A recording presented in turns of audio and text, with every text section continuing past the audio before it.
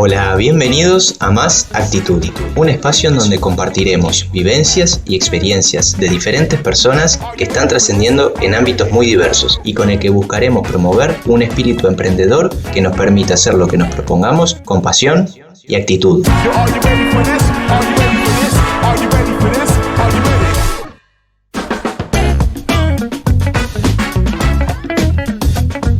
Hola, ¿qué tal a todos? Bienvenidos a un nuevo episodio de Más Actitud. Al igual que la semana pasada, hoy quiero seguir compartiendo recuerdos de grandes figuras del teatro, cine y televisión del Río de la Plata.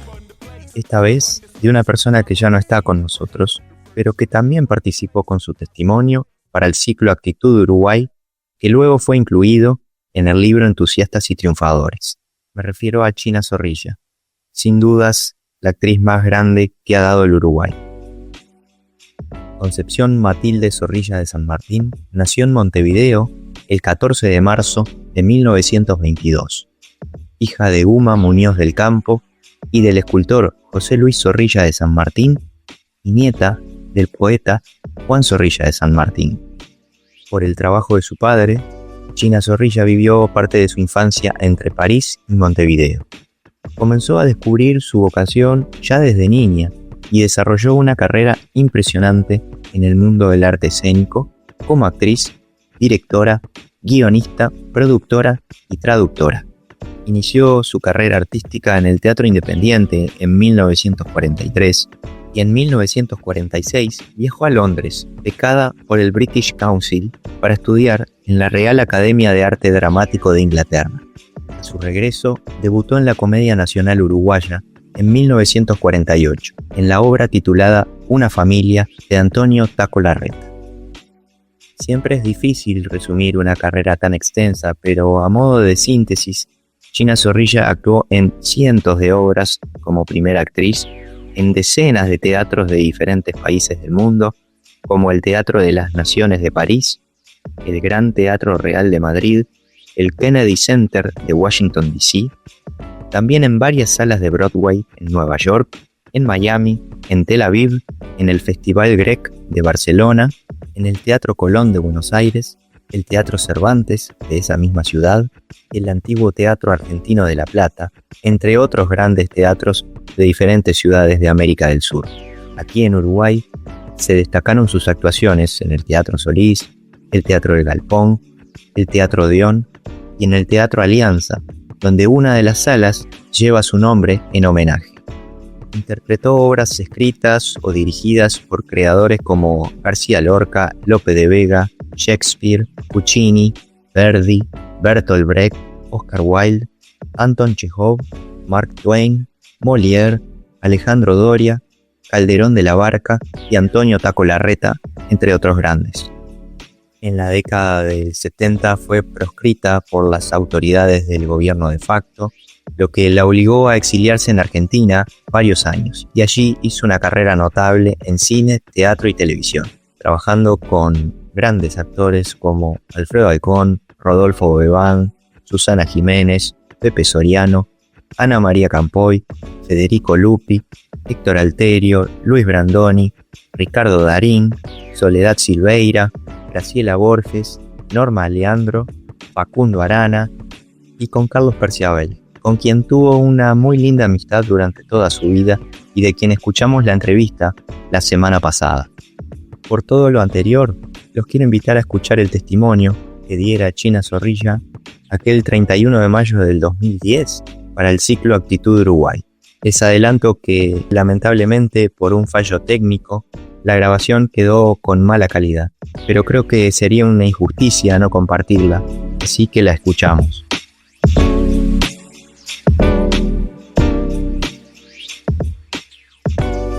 infancia fue muy feliz y muy curioso, porque vivíamos en una casa muy grande donde vivían mis abuelos, los padres de mamá, y vivían además dos hermanos de mamá con sus respectivas mujeres y sus hijos. O sea que esa casa enorme era una especie de gran colegio, ¿no? Esa casa, qué sé yo, muy organizada, porque los chicos nos cabíamos en la mesa grande, y a medida que íbamos creciendo en años, una vez por semana comíamos con los grandes. Y esa era la primera vez que yo me acuerdo que oía hablar de cosas que no había oído hablar nunca, porque Yo tengo 88 años y en aquella época los chicos vivíamos en otro mundo, leíamos libros de cuentos. Yo todavía tengo algunos de esos libros, subrayados por mí, con las partes que yo no quería que mis hermanas leyeran porque eran las partes más lindas. O sea que el mundo de los chicos era realmente otro mundo. Los grandes comían en la mesa y hablaban de política y de lo que fuera, y a medida que íbamos creciendo y teniendo, por ejemplo, 14 años, una vez por semana comíamos con los grandes. Y para mí esa era mi lección, porque hablaban de cosas que eran interesantes siempre, ¿no? Era porque una exposición de pintura, papá era escultor además y pintor, y además de cuando en cuando pasaban cosas que estaban en los diarios que nosotros no leíamos, comentaban cosas políticas. Era una infancia casi como de película, ¿no? Porque esa comida semanal con los grandes era como entrar en un mundo que nos era desconocido. Nosotros estábamos en el jardín jugando ahí con los perritos, y íbamos a los colegios, y después antes de acostarnos veíamos desde arriba la mesa puesta con mi abuelo, mi abuela y todos mis tíos y mis tías que vivían ahí, y entonces vivíamos realmente entre chicos y aprendíamos cosas que los que eran más grandes. Y yo tenía 8 años, ya un hermano mayor tenía 10 y ya me daba un libro que le había leído. Cosas que ahora han cambiado mucho con el paso de los tiempos, están todos mezclados, los chicos con el abuelo, con los tíos, con los vecinos, y yo me pregunto cuál era mejor, y te aseguro que a veces no tengo respuesta. Mis primeros trabajos fueron discutidos, porque a mí me ofrecieron un trabajo para hacer unas charlas, y la gente pensaba si era normal que una mujer joven hubiera un trabajo de ese tipo. Yo no era tan joven, tenía 20 y pico de años, y yo me acuerdo como un gesto de gran coraje cuando yo acepté irme de viaje a primero Inglaterra, que me gané una beca para estudiar en Londres, y que yo consiguiera el permiso familiar, que me fuera sola a Londres. Era realmente un acontecimiento. Hoy simplemente los chicos dicen, si me voy mañana a tal lado. Hay una independencia en los chicos jóvenes tan formidable, que yo admiro mucho, por cierto, pero que me privó de hacer muchas cosas que yo no me animé a hacer en aquella época, como en los viajes. Pero desde luego que yo no hacía viajes, pero estaba en contacto con los grandes. Y cuando yo tenía un libro de historia y estaba estudiando una cosa de historia, se la comentaba a mis tíos, ellos me decían mucho más sobre ese libro que yo tenía que leer, porque eran toda gente más o menos culta. O sea que yo me acuerdo que yo de esos tíos y de esos abuelos y de esa casa, yo aprendía, y éramos gente contenta, estábamos sonrientes y felices con la vida. Te hablo de hace 1000 años, por supuesto, ¿no? Pero yo me acuerdo lo que me gustaba estudiar. Una vez me dijo un tío mío, si te gustan tanto las cosas, ¿por qué no las escribís en un libro? Y yo me acuerdo que yo escribía las cosas que iba estudiando que me parecían importantes y las subrayaba con colores de lápices distintos. Si era muy interesante no perderlo, era colorado. Si era más o menos, era con tinta verde. Y entonces nos pasábamos esos libros que en cierto modo eran hechos por nosotros. Mira, mi vocación de teatro en ese momento apareció de muy chica. Mamá siempre cuenta que, y yo me acuerdo en la casa de mis abuelos, que era una casa muy grande como la de antes, cada vez que se casaba un tío o nacía un bebito en la familia o se festejaba algo, yo hacía un espectáculo en el hall de la casa, y hacía, por ejemplo, escribía momentos familiares riéndome un poco de mis abuelos, de mi abuelo y un tío que siempre de tarde jugaban al ajedrez, y yo decía, hay un juego muy aburrido cuando uno lo ve como lo juegan, porque no hacen nada más que mover una ficha cada media hora, pero debe ser un buen juego para que a dos personas tan inteligentes les guste tanto. Y nadie pensaba en otra cosa que el ajedrez, y mi abuelo de golpe nos enseñaba a jugar al mayón, que era un juego de fichas japonés. Era muy distinto ahora. Yo me acuerdo de aquella época, lo claro que tenía yo, que me gustaba recitar, que me gustaba que la gente me aplaudiera en el hall de mi casa, y yo inventaba comedias donde yo hacía de mi abuela y un primo hacía de mi abuelo, y nos tomábamos el pelo mutuamente. Yo pienso todo esto ahora como si fuera la Edad Media, ¿no? Y un poco lo era, pero lo que yo tenía muy claro, pero muy claro, era que yo quería recitar o hacer escenas de teatro y que la gente me aplaudiera. De cuando tenía 5 o 6 años, y me sigue gustando ahora que tengo 88. O sea que la mía es una vocación muy auténtica y muy profunda. Me sigue gustando hacer teatro. Cuando yo no estoy haciendo teatro, últimamente no he hecho nada. De que me gusta ir a ver lo que hacen los demás. Siempre sé lo que hay en cartel en Buenos Aires, y me sigue gustando. Ahora como me canso un poco, y me ha pasado a veces haciendo una obra que tiene 3 actos, y cuando llega el tercer acto se me hace un poco difícil, pero me sigue gustando ahora tanto como me gustaba cuando era chica. Cuando la mitad de mi familia, la familia Muñoz de mi madre, se escandalizaba porque no quería ser actriz, la familia Zorrilla, que lo aplaudía porque eran todos medio poetas y pintores y músicos y violinistas, me decían, seguí adelante, y si te gusta tanto como te gusta, no aflojes aunque te digan que no lo hagas. Es casi lo que te estoy contando, una película vieja, pero esa parte de mi vida era una película. De mi carrera profesional son buenos proyectos todos, porque yo quería dedicarme al teatro, y había una parte de mi familia que bastante pintoresco, que era la familia en cuya casa yo vivía, en la casa de mi abuelo Enrique Muñoz, y me parecía que era una locura de una chica que se le iba a pasar por el tiempo, porque cómo iba a querer a alguien dedicarse al teatro, que esa era una cosa para revistas o para baile, pero no para teatro. Y los Zorrilla, la familia de papá, que eran muy católicos, ellos querían que yo fuera actriz, nadie entendía nada. Y yo me acuerdo que en un momento dado yo quería irme de casa para hacer teatro en algún lado, en cualquier idioma, y me presenté a una beca para estudiar teatro en Londres. Yo no hablaba inglés, pero con tal de salir de casa y llegar a un lugar donde podía ir al teatro y que nadie me dijera nada, me presenté a la beca y me la gané, porque en aquel momento, en la posguerra, nadie quería viajar a Londres, todo bombardeado, con esos inviernos londinenses de frío, de 5 grados bajo cero, y me fui a Londres. Entonces, sola en Londres, lo primero que tuve que hacer fue aprender inglés, pero era tal el disparate. Cuando yo llegué a la Real Academia, Royal Academy, allí, ellos querían siempre que uno se presentara a los profesores diciendo algún poema o diciendo alguna escena de teatro. Yo le dije, mire, yo no puedo hacer eso, porque yo no hablo inglés. Y esto lo decía en un precario inglés de 30 palabras. Dice, pero ¿cómo que no habla inglés? ¿Qué viene a hacer usted? ¿A estudiar teatro si usted no habla el inglés que se habla aquí? Mire, no me pregunte, digo yo, esto lo decidí hace mucho tiempo. Mi casa está muy lejos de acá, me costó mucho la beca, no me complique la vida. Entonces me vi en la obligación, pero así gravísima, de aprender inglés. Por eso que yo hablo inglés, porque tenía que aprenderlo la de vida o muerte, y empecé a aprender inglés. Las primeras obras que yo hice en teatro, en la escuela, en arte dramático, en los exámenes, fue en inglés, que nadie entiende porque yo lo hablo tan fluido. Yo aprendí el inglés no de los libros, sino el inglés de un país en el cual se vive, y uno tiene que ir al almacén a comprar leche, manteca y tostadas, a comprar algo de ropa, a esperar un ómnibus, y no tiene más remedio que hablar ese idioma. Entonces empecé a hablar inglés, a ir al teatro en inglés. Cuando daban una obra, antes de verla, yo la leía, y así me familiaricé muchísimo con el idioma hasta el día de hoy. Años después de eso me fui a Nueva York a hacer una especie como de aventura, y yo era curiosamente en Nueva York profesora en un colegio, pero en un colegio de francés. Me llamaba Madame de San Martin, ya que Zorrilla, que era muy complicado, el apellido de Zorrilla de San Martín, me quedé solamente con el San Martín, Madame de San Martin, y ahí yo enseñaba francés cuando podía, que a los chicos les divertía mucho. En vez de traducirles un verbo que yo soy, tú eres, él, nosotros somos, me conseguía escenas chiquitas de teatro, y a los chicos les divertía mucho más aprender una escena de teatro, un diálogo, que cómo se conjugan los verbos. Entonces todo por el teatro me sirvió ser una buena maestra de francés. Hasta el día de hoy hago teatro siempre que puedo. En este momento no lo estoy haciendo porque terminamos una temporada larga con parciales sobre el diario privado de la Nieva. Y ahora estamos haciendo una cosa que yo creí que me iba a aburrir y que me gusta igual, que es teatro leído.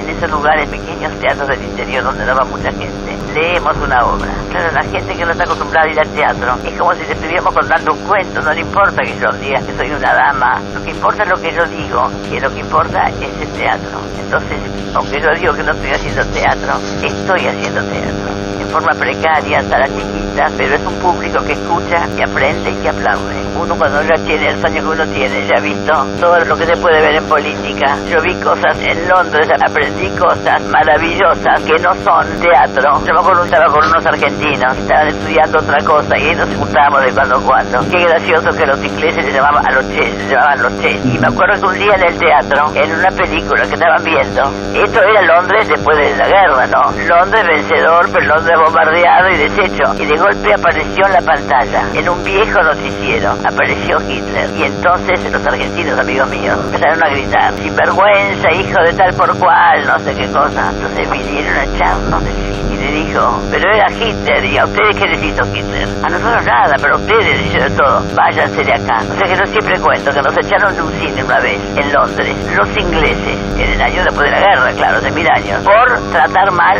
a Hitler. O sea que yo iba aprendiendo ahí idiomas y iba aprendiendo aprendiendo de todo, porque fue una cosa rara, pero realmente ahí aprendí primero el idioma y después la costumbre de permanentemente ver teatro. Yo tenía con la beca en Londres la posibilidad, demostrando mi beca de teatro, conseguir entradas en todos los teatros. Y iba al teatro, puedo decir, 2 veces por semana durante 2 años. Y ahí empezó cuando me dijeron un día: no te pierdas un chico joven que hay ahora, que no es una gran figura, pero va a llegar a ser. Me dieron el programa y yo lo tengo, que era Lorenzo Olivier cuando tenía 20 y pico de años. O sea que el teatro se me fue metiendo adentro hasta el día de hoy. Y lo sigo haciendo mientras tenga voz, mientras la gente esté dispuesta a verme, ¿no? Pero no es una cosa que yo me inventé, era una vocación muy auténtica. Todavía ahora, cuando tengo una noche libre, me voy al teatro a ver qué hacen los demás.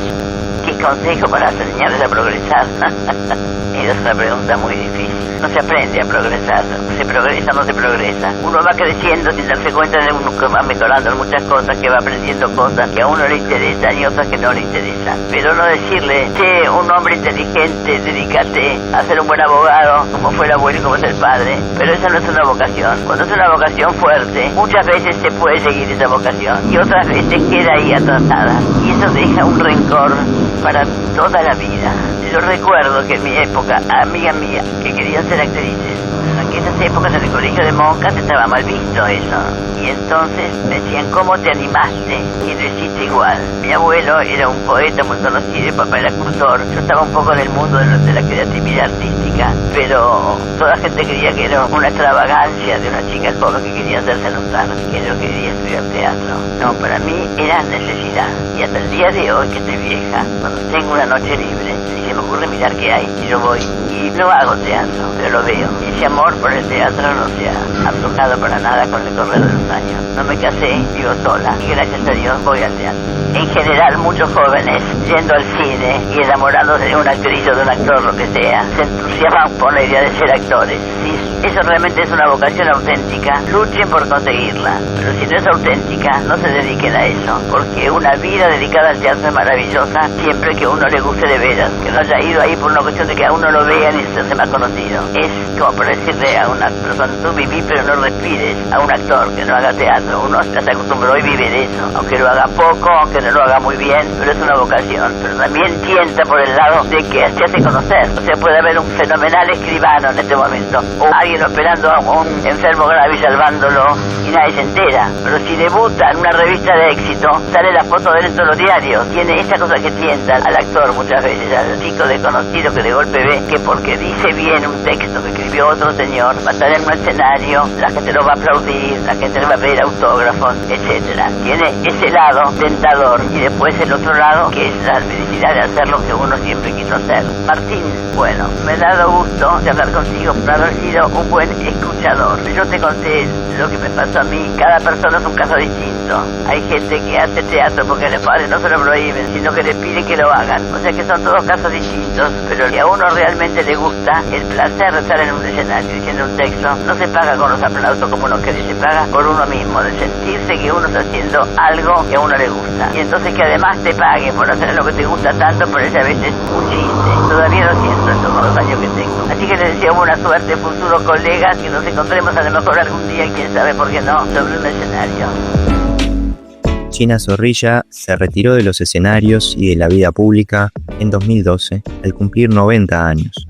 Además del cariño y admiración del público y de las personas con quienes trabajó, en sus más de 60 años de trayectoria ganó 3 premios Martín Fierro, 3 premios Cóndor de Plata, 3 premios Conex, 2 premios Iris y 1 premio Florencio. Pero no solo eso, en 1998 fue nombrada como Ciudadana Ilustre de la Ciudad de Buenos Aires y de la Ciudad de Mar del Plata. En el año 2000, el gobierno chileno la condecoró con la Orden al Mérito Docente y Cultural Gabriela Mistral.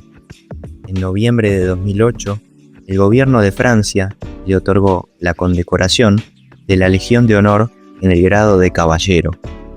También en 2008 fue homenajeada por el Parlamento uruguayo en el Palacio Legislativo y nombrada como Ciudadana Ilustre de Montevideo. Luego, en 2010, recibió la mención de honor Domingo Faustino Sarmiento del Senado de la Nación Argentina. El 17 de septiembre de 2014, con 92 años, China Zorrilla fallece luego de haber sido internada unos días antes. El gobierno uruguayo decretó duelo nacional.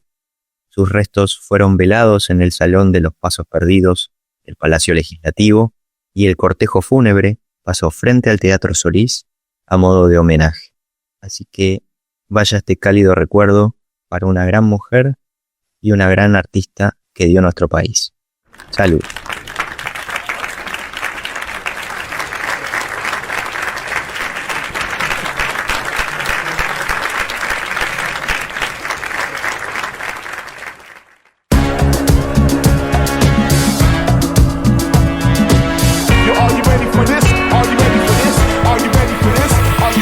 Y así nos despedimos por hoy. Gracias por acompañarnos en esta búsqueda y los invitamos a seguirnos en cualquiera de nuestras redes sociales.